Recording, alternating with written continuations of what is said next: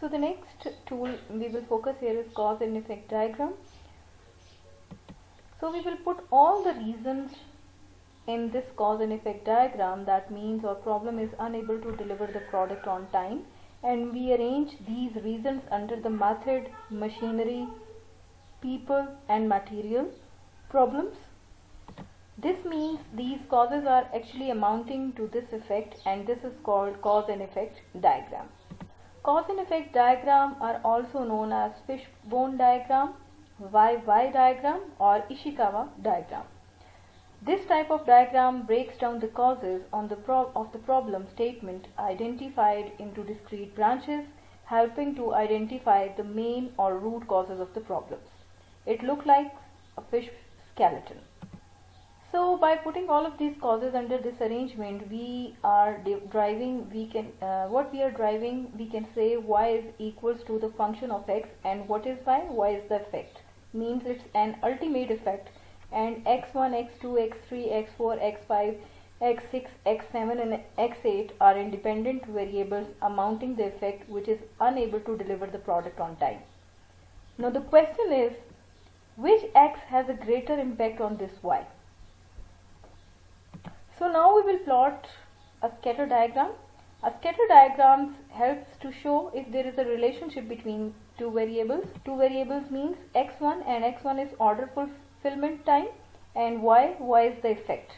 The closer data points to a diagonal line represents the more closely the two variables are. So we can say that x1 and y are closely related variables, and x1 has a greater impact on effect y.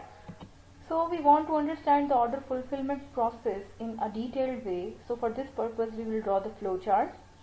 In a flow chart we follow a model called CPOC, and CPOC stands for supplier, input, process, output and customer. So on supplier we provide a requirement list, and they supply those items or services, and when receive our requirements, we measure that whatever we are receiving is listed in our requirements, and after receiving the items we process them in outputs. So inputs are processing into outputs, or inputs are converted into required outputs. So here customers are receiving the outputs, and they measure those outputs according to the set of requirements they provided.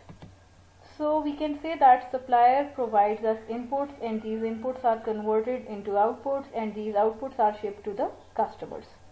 So our x1 is order fulfillment process. We found that has a problem that has a higher correlation with the effect y. That means unable to deliver on time. So we want to study the full process of order fulfillment. So first we have receive order activity, then prepare package, then we will deliver that package, and then we have after sales support activity. So all of these activities are time consuming. Here in this flow chart we can see the flow of set of activities which are involved in order fulfillment process.